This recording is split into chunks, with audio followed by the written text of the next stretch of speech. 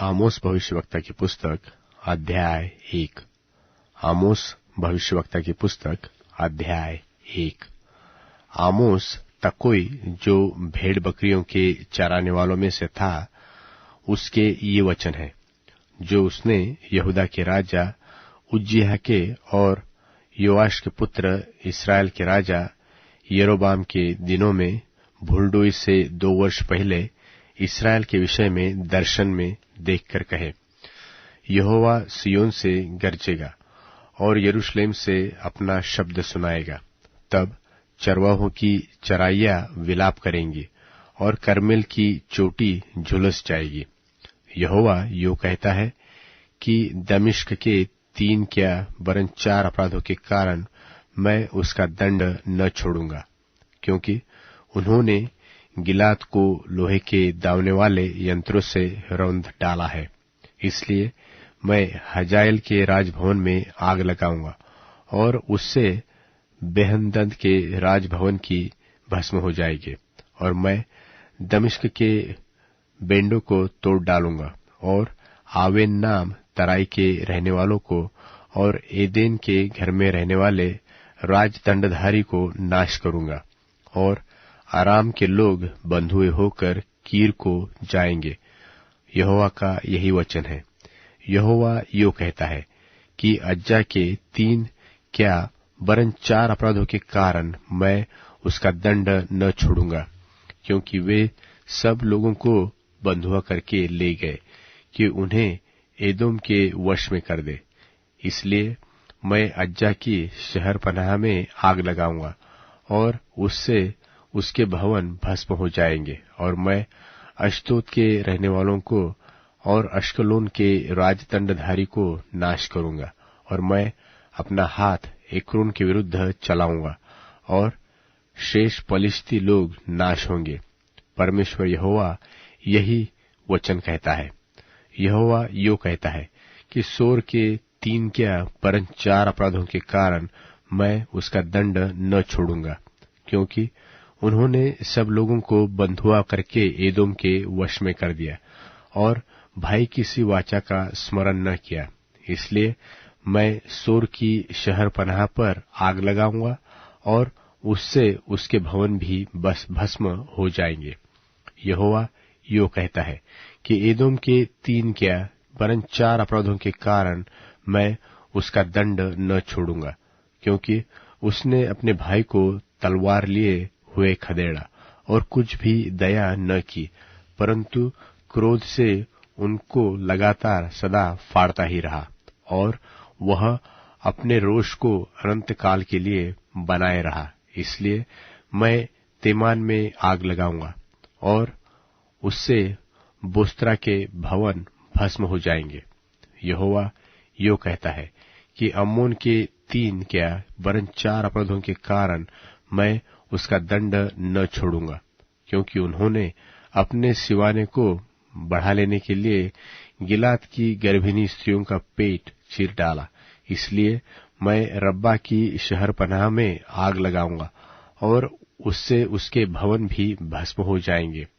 उस युद्ध के दिन में ललकार होगी, वह आंधी वरन बवंडर का दिन होगा, और उनका राजा अपने हाकिमों समेत बंधुआई में आ जाएगा। यहोवा का यही वचन है।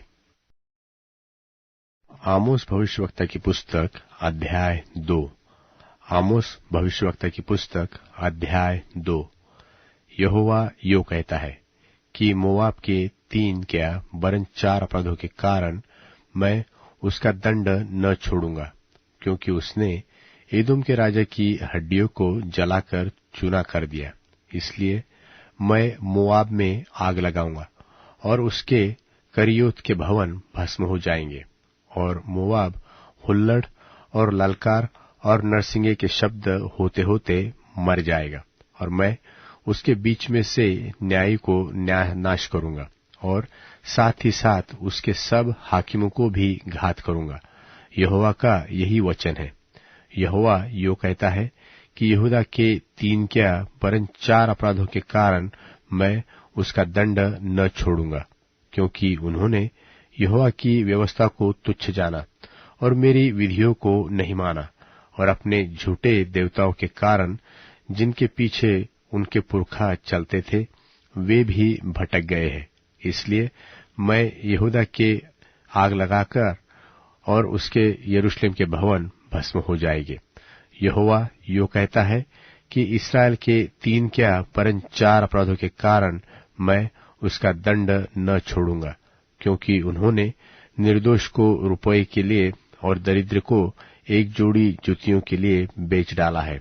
वे कंगालों के सिर पर की धूलि का भी लालच करते और नम्र लोगों को मार्ग से हटा देते हैं, और बाप बेटा दोनों एक ही कुमारी के पास जाते हैं, जिससे मेरे पवित्र नाम को अपवित्र ठहराए। और वे हर एक वेदी के पास बंधक के वस्त्रों पर सोते हैं और दंड के रुपये से मोल लिया हुआ दाख मधु अपने देवता के घर में पी लेते हैं। मैंने उनके सामने से एमोरियों को नाश किया था, जिनकी लंबाई देवदारों की सी थी और बल बांज वृक्षों का सा था। तो भी मैंने ऊपर से उसके फल और नीचे से उसकी जड़ नाश की। फिर मैं तुमको मिस्र देश से निकाल लाया और जंगल में 40 दिन तक लिए फिरता रहा कि तुम एमोरियों के देश के अधिकारी हो जाओ।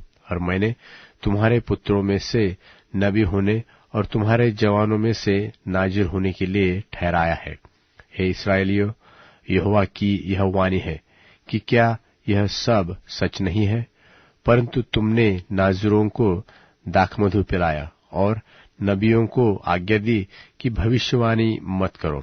देखो, मैं तुमको ऐसा दबाऊंगा जैसी पोलों से भरी हुई गाड़ी नीचे को दबाई जाए।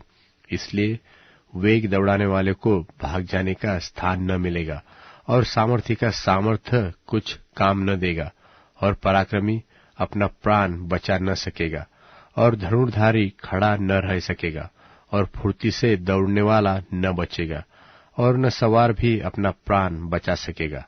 और शूरवीरों में से जो अधिक धीर हो वह भी उस दिन नंगा होकर भाग जाएगा।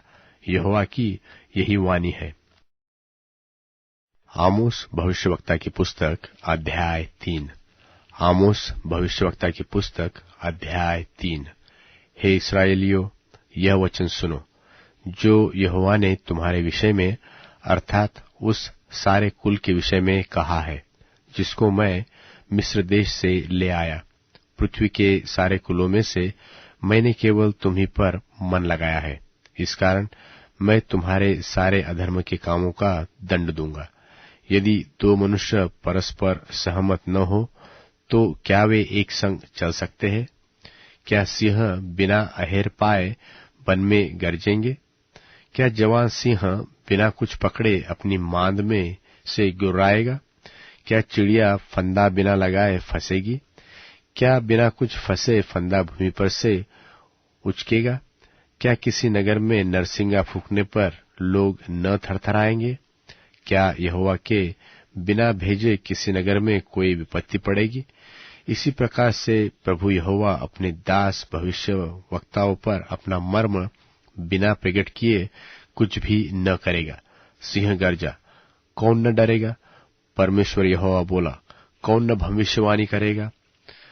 अश्तोत के भवन और मिस्र देश के राजभवन पर प्रचार करके कहो कि सामरियों के पहाड़ों पर इकट्ठे होकर देखो कि उसमें क्या ही बड़ा कोलाहल और उसके बीच क्या ही अंधेर के काम हो रहे हैं।